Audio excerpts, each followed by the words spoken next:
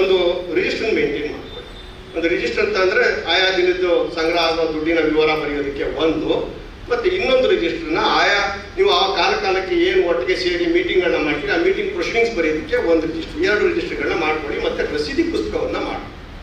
ರಸೀದಿ ಕಡ್ಡಾಯವಾಗಿ ನೀವು ಈಗ ಯಾರಾದರೂ ನಿಮಗೆ ಈಗ 10 ಜನ ಇರ್ತೀರಿ, 10 ಜನರಲ್ಲಿ ಒಬ್ಬೊಬ್ಬರು ಒಂದೊಂದು ರಸೀದಿ ಪುಸ್ತಕ ತಗೊಂಡು ನಿಮ್ಮ ಭಾಗದ ಸದಸ್ಯನ ನೋಂದಣಿ ಮಾಡೋದಕ್ಕೆ ಸಾಧ್ಯ ಇರ್ತದೆ. 10 ಜನನೇನು ಒಂದೇ ಊರಿನವ್ರು ಇರಲ್ಲ, 7-8 ಊರಿನವ್ರು ಸೇರ್ಕೊಂಡಿರ್ತೀರಿ. ಎಲ್ಲ ಊರಿನವ್ರು ಒಂದು ರಸೀದಿ ಪುಸ್ತಕ ತಗೊಂಡು ನಿಮ್ಮ ಭಾಗದ ರೈತರನ್ನ ಅಥವಾ ಬೇರೆ ಉದ್ಯೋಗದಲ್ಲಿ ತೊಡಗಿರೋರನ್ನ ನೀವು ಸದಸ್ಯರನ್ನಾಗಿ ಮಾಡಿ ಆ ಶೇರ್ ಅಮೌಂಟನ್ನು ಕಲೆಕ್ಟ್ ಮಾಡಬೇಕಾಗುತ್ತೆ.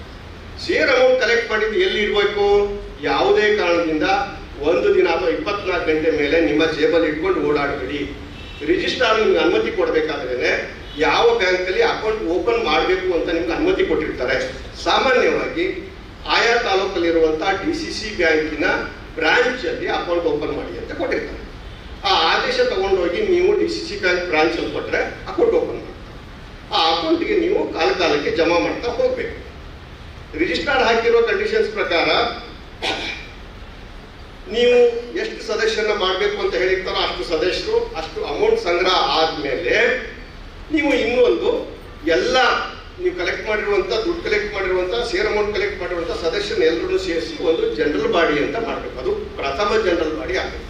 ಅದಕ್ಕೋಸ್ಕರ ನಾನು ನಡವಳಿಕೆ ಪುಸ್ತಕ ಇಡಿ ಅಂತ ಹೇಳಿ ಜನರಲ್ ಬಾಡಿ ಪ್ರೊಸೀಡಿಂಗ್ಸ್ ಒಂದು ಮಾಡ್ಕೊಳ್ಳಿ. ಮತ್ತೆ ಕರಡು ಬೇಲ ಕೊಟ್ಟಿರ್ತೀರಲ್ಲ ಅದನ್ನ ಯಾರಾದರೂ ಅನುಭವಿಗಳ ಹತ್ರ ಕೂತ್ಕೊಂಡು ಪಕ್ಕಾ ಮಾಡ್ಕೊಳ್ಳಿ. ಅದನ್ನ ಬೈಲಾಕಾಗಿ ನಮ್ಮ ಇಲಾಖೆಯವರೇ ಗೈಡ್ ಮಾಡ್ತಾರೆ. ಪ್ರತಿ ತಾಲೂಕಲ್ಲೂ ಒಬ್ಬ ಕೋಆಪರೇಟಿವ್ ಡೆವಲಪ್ಮೆಂಟ್ ಆಫೀಸರ್ ಅಂತ ಇರ್ತಾರೆ.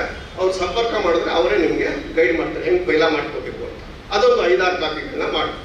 ಜೊತೆಗೆ ಬ್ಯಾಂಕಲ್ಲಿ ಏನು ದುಡ್ಡು ಇಟ್ಟಿರ್ತೀರಿ ಆ ದುಡ್ಡಿನ ಮಾಹಿತಿ ಇರುವಂಥ ಬ್ಯಾಂಕ್ ಎಕ್ಸ್ಟ್ರಾಕ್ಟನ್ನು ಕೊಡಿ. ಆಮೇಲೆ ನಿಮ್ಮ ಏನು ಪ್ರವರ್ತಕರು ಇರ್ತೀರಿ ಅವ್ರ ಡೀಟೇಲ್ ಆಲ್ರೆಡಿ ಒಂದ್ಸಲ ಕೊಟ್ಟಿರ್ತೀರಿ, ಮತ್ತೊಮ್ಮೆ ಕೊಡಿ. ಮತ್ತೊಮ್ಮೆ ಕೇಳ್ತಾರೆ ಕೊಡಿ ಅಂತ ಕೇಳ್ತಾರೆ. ಅದನ್ನ ಎಲ್ಲ ಡೀಟೇಲ್ ಈಗ ಏನು ಮಾಡಿದ್ದಾರೆ ಅಂದರೆ ಮೊದಲಂಗೆ ಹಾರ್ಡ್ ಕಾಪಿ ಕೊಡೋಂಗಿಲ್ಲ, ಆನ್ಲೈನ್ನಲ್ಲಿ ಅಪ್ಲೋಡ್ ಮಾಡಿ. ಆನ್ಲೈನ್ನಲ್ಲಿ ಅಪ್ಲೋಡ್ ಮಾಡಬೇಕು. ನಿಮ್ಮ ತಾಲೂಕ್ ಹೆಡ್ ಕ್ವಾರ್ಟರ್ಸಲ್ಲಿ ಈ ಸೈಬರ್ ಕೇಂದ್ರಗಳನ್ನ ನಡೆಸ್ತಾರೆ ನೋಡಿ, ಆ ಸೈಬರ್ ಕೇಂದ್ರಗಳಲ್ಲಿ ಹೋದರೆ ಅದನ್ನ ಅಪ್ಲೋಡ್ ಮಾಡಿ ಕೊಡ್ತಾರೆ. ಅಪ್ಲೋಡ್ ಮಾಡಿ ಆದಮೇಲೆ ನೀವೇನು ಅಪ್ಲೋಡ್ ಮಾಡಿರ್ತೀರಿ 15